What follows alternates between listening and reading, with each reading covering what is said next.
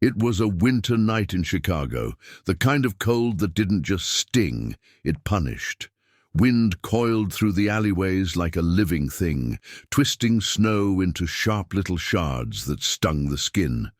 Every gust felt personal, like the city itself wanted you gone. People walked fast, heads low, hands shoved deep in their coat pockets, eager to escape into the nearest warm interior. The street lamps glowed yellow through the thick curtain of snowfall, casting long shadows on the icy pavement. Anna stumbled along the sidewalk, holding her baby close to her chest. She had no gloves, and the sleeves of her coat were torn, barely clinging to her wrists. The thin material offered no warmth, just a flimsy barrier between her and the biting cold. Her boots had holes in them. Her socks were soaked. Every step felt like she was walking on knives. Her arms tightened around little Leela, who whimpered softly against her chest, face half hidden in a tattered pink blanket. The baby had stopped crying hours ago. Too tired, too cold. Anna was terrified by the silence. Her cheek throbbed from the slap Mark had given her. The skin was swollen, bruising already, her lip split open, still crusted with blood. She hadn't even had time to clean it. She had just grabbed her baby and walked. There'd been no plan, no destination, just instinct, just the overwhelming need to get away from the shouting, the fists, the venom that lived in Mark's voice. Behind her was the red brick apartment building where she had lived for the past year, but it may as well have been 1,000 miles away. Mark had slammed the door in her face after pushing her out. She could still hear his voice, slurred and cruel. "Get out. Take your little mistake with you."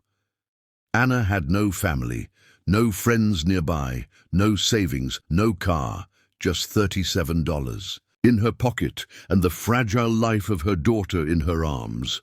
The bus stations were full. The shelters were overflowing or too far to reach. The snow was getting heavier. Her fingers had gone numb. She walked for what felt like hours, drifting through the streets like a ghost. Eventually, she reached a small park. There was a bench. Under a skeletal tree, she sat down, pressing her baby tighter against her body, trying to give her whatever warmth she could. Leela gave a tiny whimper, then fell still. Anna rocked gently, humming through chattering teeth. A security guard passed by, eyes hard beneath his thick hat. He paused when he saw her. "Park closes at 9, he said gruffly. Anna nodded, not even sure what time it was. The man didn't press. He just kept walking, hands deep in his coat. She stood up again, muscles aching, and began to walk. Her legs felt like water. She barely noticed when she stumbled on a curb and scraped her knee. It wasn't the worst pain she'd felt today. Eventually, she reached downtown. The city glowed there, all glass and marble and gold. Towering hotels and polished storefronts loomed above her, indifferent to her existence. People bustled past in expensive coats and leather boots. Some glanced at her, quickly looked away. She stopped in front of one of the biggest hotels, her breath fogging in the air. It had a spinning glass door and a wide stone staircase leading up. The building looked like something out of another universe. She wasn't sure why she stopped. Maybe it was the heat pouring out of the entrance every time someone went in or came out. Maybe it was just the end of her strength. Her knees buckled. She sank to the sidewalk, curling around her baby to shield her from the wind. People passed. One woman in a fur coat stepped around her without a glance. A man in a suit pulled out his phone and crossed to the other side of the street. Anna didn't care anymore. Her arms were shaking so badly she could barely keep hold of Leila. Her thoughts were getting slow, heavy. She closed her eyes and let her head fall forward, and then a shadow. She felt it before she saw him. A presence, tall and still, blocking the wind. She lifted her eyes slowly. A man stood above her. Late 30s, maybe 40. Dark hair, pale skin, expensive black coat. His scarf looked like it cost more than her rent. His eyes were focused, calm, but there was a flicker in them, something like pain. Anna looked away, ashamed. She waited for him to move on, to to say something cruel or distant, but he didn't. He took off his coat. The air around her changed as the warm fabric dropped over her shoulders. It smelled clean, like cedar and cologne. She flinched in confusion.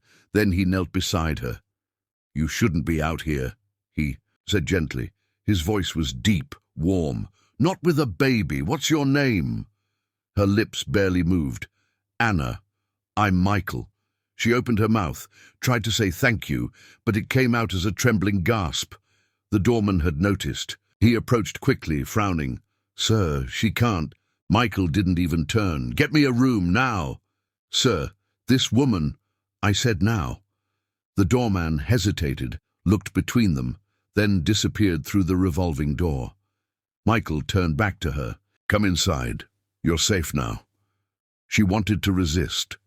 Wanted to say she didn't need help, but she couldn't even stand on her own. He reached down, lifted her slowly, like she weighed nothing.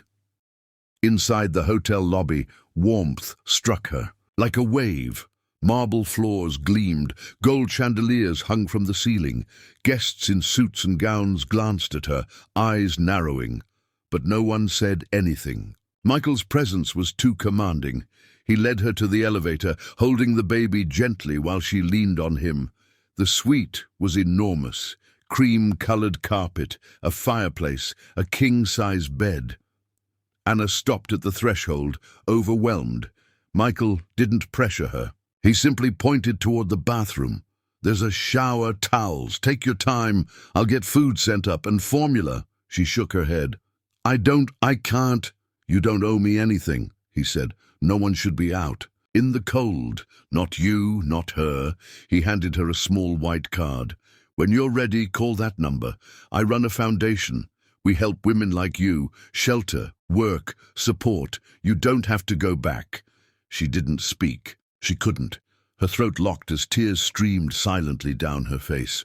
He left without another word. That night, Anna showered for the first time in weeks. She fed Leela warm milk. She held her baby in her arms under a soft blanket and cried herself to sleep. She felt safe. 3 months later, Anna was living in a clean apartment sponsored by Michael's foundation. She was attending classes. She worked part-time at a local daycare where Lila came with her. The bruises had healed. Her smile was slow to return, but it came. Michael checked in occasionally. Never too close, never intrusive. Just present. 6 months after that night, Anna stood on a stage at a charity gala, dressed simply but beautifully. Her hair curled around her shoulders, her voice carried through the microphone.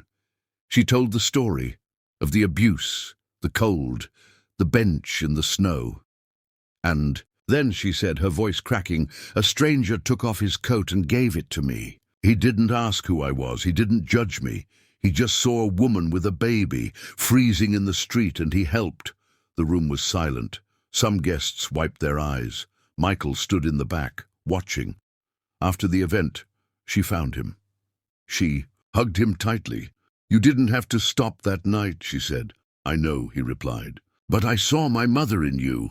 She went through the same, and someone helped her. Do you think I'll ever be able to help someone like you helped me?" He smiled. "You already are." Anna became a counselor the following year. She helped dozens of women find their way back to life. She raised Lila in a warm, safe home and told her one day about the night they nearly froze, until a man knelt beside them and gave her more than a coat. He gave her a future, and she never went back.